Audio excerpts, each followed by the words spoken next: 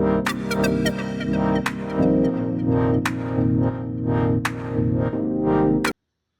everyone, thank you for joining me today. I'm excited to take you on a journey into one of the most popular and widely used programming language in the world, that is Java.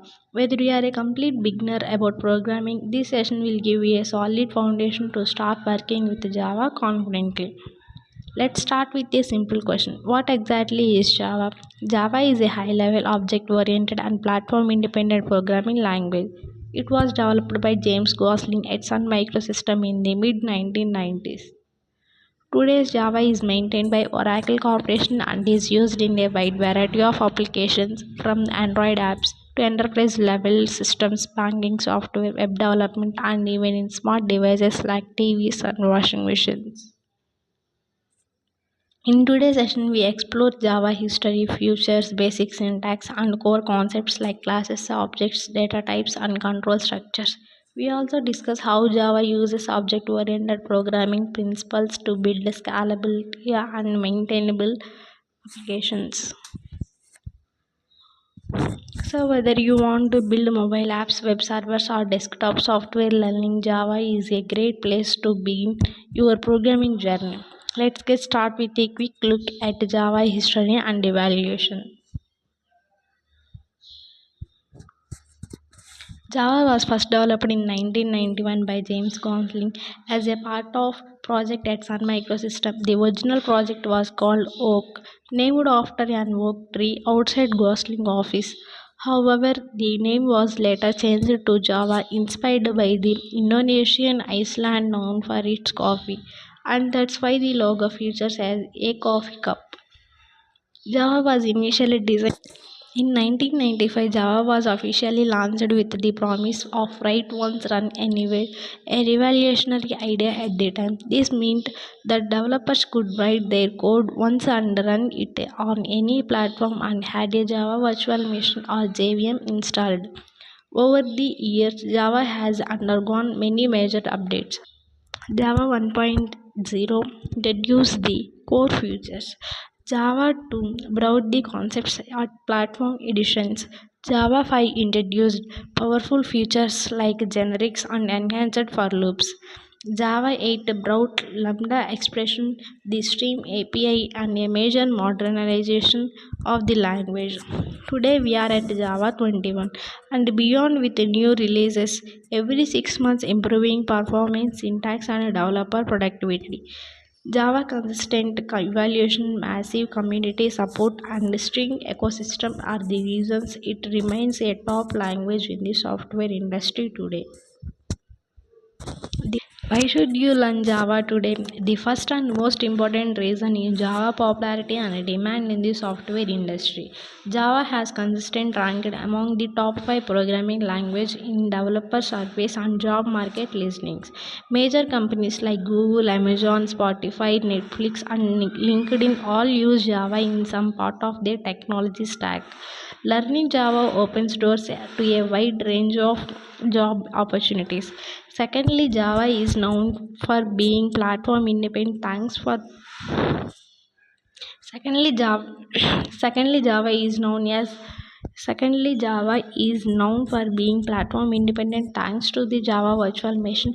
Code written in Java can run on any device, Windows, Mac, Linux, without any modification. This makes Java incredibility and portability. Third, Java is a strongly typed and object-oriented language, which teaches you solid programming foundations. Concepts like encapsulation, inheritance, and polymorphism in Java not only help you written efficient code but also make it easier to transition to other modern languages like Scala or even C hash. Lastly, Java is beginner friendly. Its syntax is readable and consistent, which makes it ideal for those starting out. You don't need to worry about managing memory manually, as Java has an automatic garbage collector that handles that for you. Whether you want to develop mobile apps, web applications, games, desktop software, or even AI models, Java has tools and support for everything. It's a great investment in your career and skill set. Java platform and editions. Java is not just a single tool or a simple language, it's an entire platform, and to understand Java better, you need to know about its three major editions, each designed for specific types of development. Those are Java Standard Edition, Java Enterprise Edition, and Java Micro Edition. Let's start with the Java Standard Edition, which stands for Standard Edition. This is foundation of all Java programming. It includes core libraries like java.language, java.util, java.io, and more. Those provide essential features such as data types, strings, file handling, networking, multi-threading, and collections. If you are writing basic applications, desktop tools, or learning Java fundamentals, Java Standard Edition is where you begin. Next is Java Enterprise Edition or Java EE. This edition builds on top of Java Standard Edition and provides powerful tools and applications for building large scale distributed and web based applications. Java Enterprise Edition includes features like servlets, Java server pages, enterprise Java beans, and web servers. It's commonly used in big organizations to build secure, scalable web applications, especially in banking and enterprise resources planning systems. The third edition in Java ME or Micro Edition. This is designed for embedded systems and mobile devices with limited memory and processing power. Those editions ensure Java can serve developers across a wide range of industries from desktop development to massive enterprise level systems to tiny embedded devices. In summary, think a Java Standard Edition as your learning ground, Java Enterprise Edition as your enterprise toolkit, and Java ME as your lightweight solution for devices. Understanding those editions helps you choose the right tools and path in your Java journey.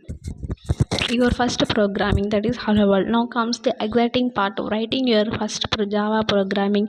When learning a new language, the tradition is to start with a simple programming that prints hello world. This seem this may seem basic, but it's great way to understand the structure and syntax of the language. Let's look at the code first. Now let's break it down line by line. Public class hello world. In Java, all code must be inside a class. Here we have named your class hello world. The word public means it's accessible to all parts of the program. Public static void main strings arguments. This is the main method, the entire point of any Java application. When you run your program, the Java virtual machine looks for this method and starts execution from here.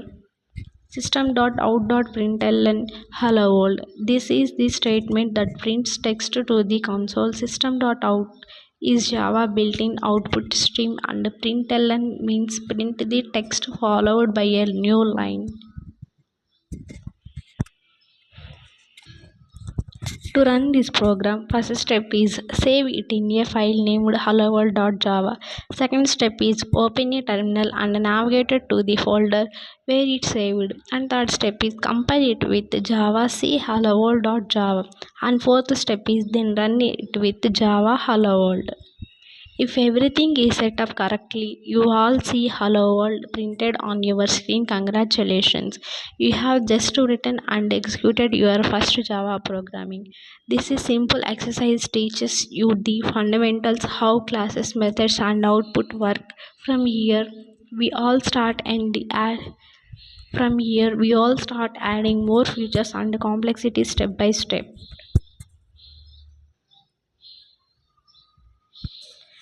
Java syntax and structure. Now that you have seen your first Java programming. Let's deeper into the syntax and the structure of Java programming. Understanding those basics will help you write clean, correct codes as your progress. Java syntax refers to the rules and conventions that define how Java code must be written. If you break those rules, your program won't to compile or run correctly. Let's go over some important aspects of Java syntax and programming structure. First, Java is case sensitive, meaning hello and hello are treated as different identifiers. You need to be carefully with the capitalization. Every Java programming consists of one or more classes, and every class contains methods. Methods are blocks of code that perform specific tasks. The main method is special, its expect signature must be. Public static void main string arguments. This method serves as the entry point where the Java virtual machine starts programming execution. Statements in Java end with a semicolon. Forgetting a semicolon will cause errors. Java uses curly braces to group blocks of code, for example, to define the body of a class or methods or to surround the instructions inside loops and conditionals. Proper indentation and formatting help make your code more readable. Comments are ignored by the compiler and are useful for exploring your code to others or yourselves. Another important rule is that Java source files must be named after the public class they contain the .java extension. Finally, Java code is organized in packages which help group related classes together and avoid naming conflicts. To summarize, Java syntax is strict but consistent. Following those rules helps you avoid errors and write programs that other can easily read and maintain. Variables and data types. Now that you understand Java basic syntax and programming structure, it's time to learn about variables and data types, fundamental building blocks of any programming. In Java, a variable is a named container used to store data values that your program can manipulate. Think of variables as labeled boxes where you keep information you want to use or change later. But before you can use variables, you must declare it and specify its data type. Data types define the kind of data a variable can hold, such as number, characters, or true or false values. Java is a strongly typed language, meaning every variable must have a declared type and only values compatible with that type can be assigned to it. Let's look at some of the main primitive data types in Java. Int used for whole numbers like 42 or -7. Double used for decimal numbers like 3.14 or -0.001. Char represents a single character like a or dollar symbol. Characters are enclosed in a single quotes. Boolean holds only two values, true or false, useful for decision making. Byte, short, long, float, other numeric types of different ranges. Here an example declaration and initialization of variables. Int age equals to 25. Variables can be declared separately and assigned later or declared and initialization at the same time. Additionally, Java supports different types like strings. Strings are sequences of characters enclosed in double quotes such as hello. They are objects, not primitive types, but are used very frequently. Correctly choosing and using data types helps your program use memory efficiently and behave as expected. Variables and data types are essentially for storing information and performing operations in Java.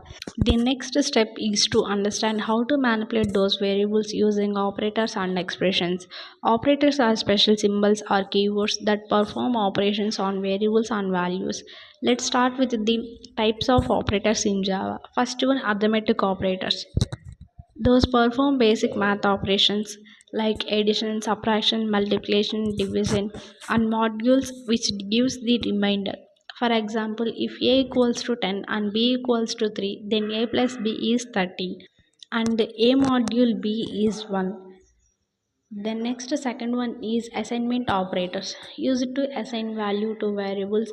The simplest is equals to like x equals to 5. There are also shorthand operators like plus equals to, minus equals to, and star equals to, which combine an operations which assignment. For example, x plus equals to 2 is equivalent to x equals to x plus 2. Then third one, comparison operators. Those compare two values and return a boolean result. Those are equals to, not equals to, less than, greater than or equals to, less than or equals to. Then fourth one is logical operators used for combining boolean expressions, logical and logical or logical not. Those operators are essentially in decision making and controlling programming flow. An expression is a combination of variables, values, and operators that produce a result. For example, in total equals to price into quantity minus discount. Understanding operators and expressions lets you create dynamic interactive programs that can perform calculations and make decisions. Now let's discuss one of the fundamental parts of any programming, input and output. Java provides a rich set of classes to read data from various sources and write data to destinations like the console, files, or networks. Starting with console input output, the most basic way to read input from the user is by using the scanner class. Input java.util.scanner. This code waits for the user to type a line of input and then prints a greeting. For output, the system.out.println method prints text to the console. When working with files, Java offers classes like file readers, file writers, buffer readers, and buffer writer to read from and write to files efficiently. Import java.io.io exception. Handling input output exception properly is important because file operations can fail due to many reasons such as missing files or permission issues. Java also supports serialization to save and restore objects and more advanced input output like new input output for high performance operations, which we explore later. Next, we will see how to use those in control flow statements like if else and loops. The most common control flow statements in Java are if else, switch, and loops. Let's start with the if else. The if statement allows the programming to execute a block of code only if a specified condition is true. For example, here if the condition is greater than equals to 18, it's true. The first message is printed, otherwise the program runs the code in the else block. Next, the switch statement is usually when you have multiple possible values for a variable and want to execute different code for each.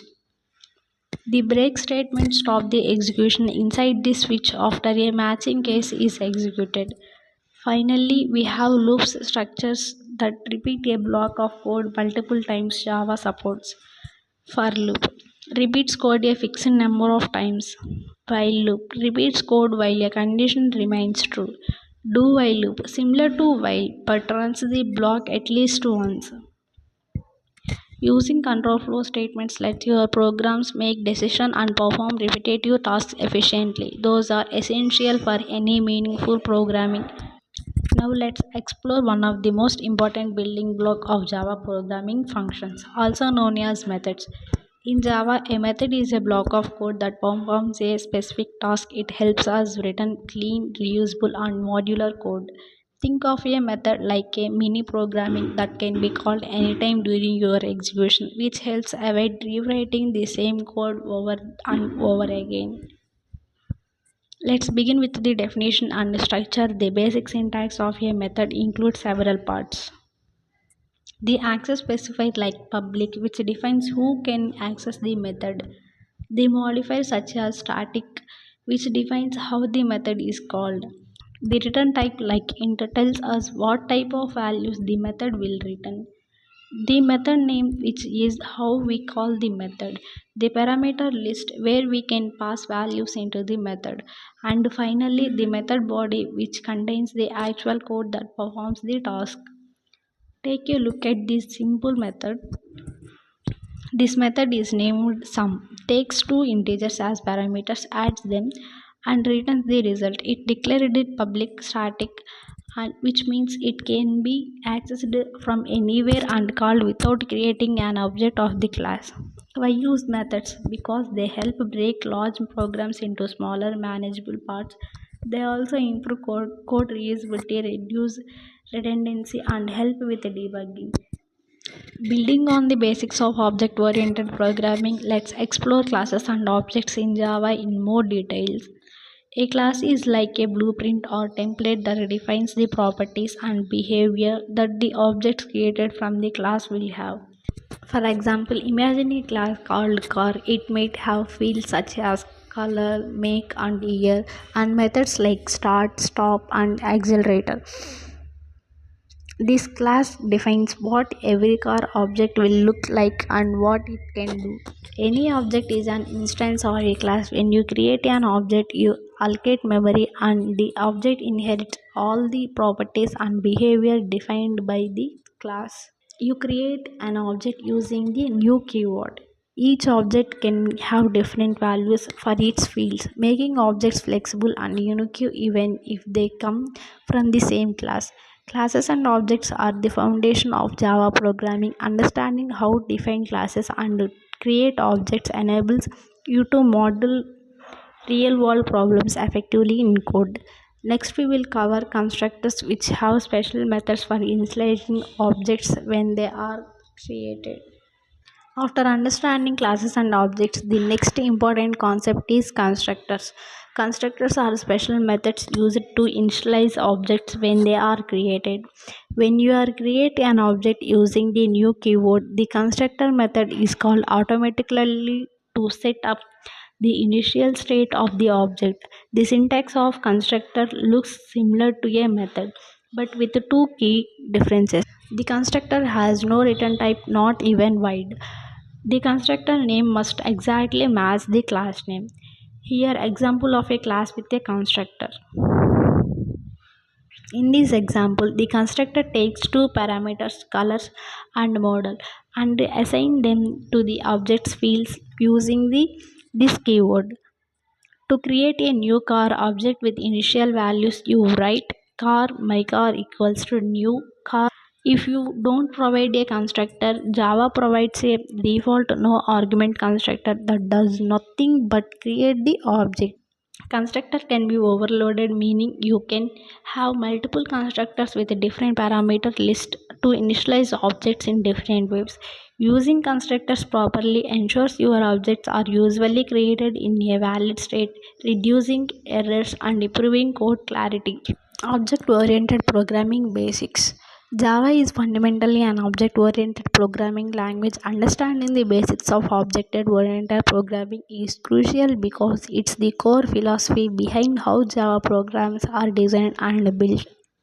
Object oriented programming is a paradigm that organizes software design around objects, which can be thought of real world entities. Those objects combine data and behave in a single unit. The four main principles of object oriented programming are: first one is encapsulation, second one is inheritance and polymorphism and abstraction. First one is encapsulation. This means bundling the data and the methods that operate on the data into one unit called a class. It helps protect the internal state of the object by restricting direct access and exposing only what's necessary thought public methods. Second one is inheritance. This allows a new class called a subclass or child class to inherit properties and behaviors from an existing class called a superclass or parent class. It promotes code reuse and establishes a natural hierarchy between classes. Third one is polymorphism. It means many forms. Polymorphism lets objects of different classes be treated as objects of a common superclass. Methods can behave differently based on the object calling them, enabling dynamic method binding. Abstraction. This is the process of hiding complex implementation details and showing only the necessary features of an object. It simplifies iterations with objects and reduces complexity. In Java, classes are blueprints that define the structure and behavior of objects. An object is an instance of a class. For example, consider a class car. It might have properties like color and model and methods like start and stop. Each car object you create can have its own values, those properties. Mastering those object oriented programming principles will help you design modular, flexible, and maintainable Java applications. Now let's talk about arrays in Java, a fundamental concept for handling collection of data efficiently. An array in Java is a fixed size collection of elements that are all of the same data type. It stores data in contiguous block of memory and each element in the array is accessed by an index which starts from 0. Let's look at a simple declaration. Int numbers equals to 1, 2, 3. This line creates an integer array with 3 elements 1, 2 and 3. Behind the scenes, Java allocates memory to store those values and assign them indices. For example, an array of 6 elements has indices from 0 to 5. Why use arrays? They are perfect when you want to store and manage multiple values under a single variable name. For instance, if you are creating a program that tracks the scores of students in a class instead of having separate variables like score 1, score 2 and so on etc. You can use an array like int scores. However, arrays have limitations. The biggest one is that they are fixed in size. Once you declare the array size, you can't change it. If you need a flexible size collection, Java offers alternatives like arrays list, which we all cover later in the session. Now let's most essential and commonly used data types in Java, the string. In Java, a string is not just a sequence of characters, it is an object of the string class in the java.language package. One of the most important thing to understand about strings is that they are immutable. This means once a string object is created, it cannot be changed. Java provides many useful methods to work with strings. Dot length returns the number of characters in the string. Dot equals compares the content of two strings. Dot to uppercase converts all characters to uppercase, and there are many more like dot sub, dot substring, dot concat, dot trim, dot replace, etc.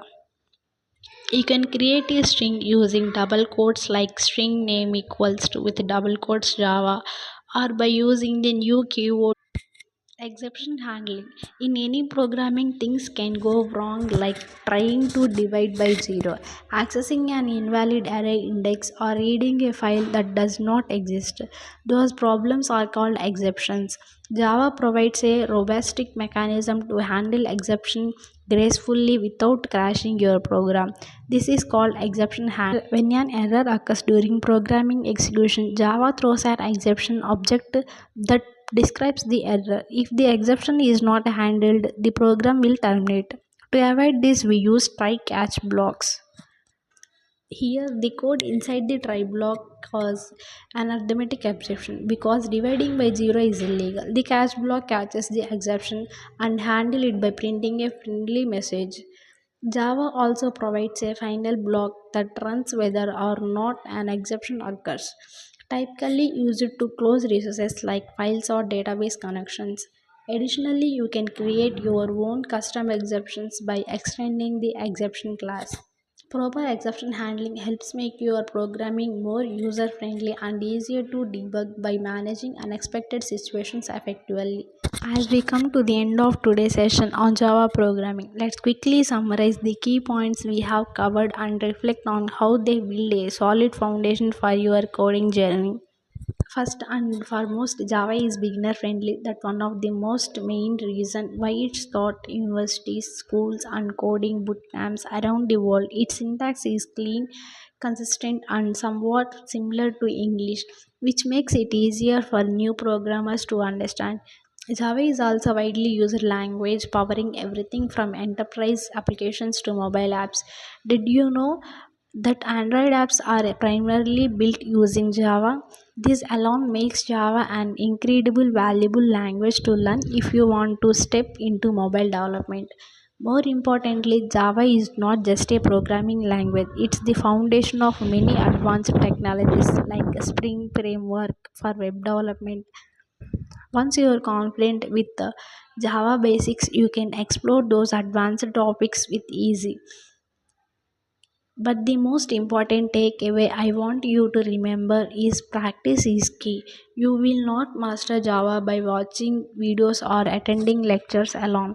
The only way to become truly confident in Java is to write code every single day. Start small, solve basic problems, build mini projects,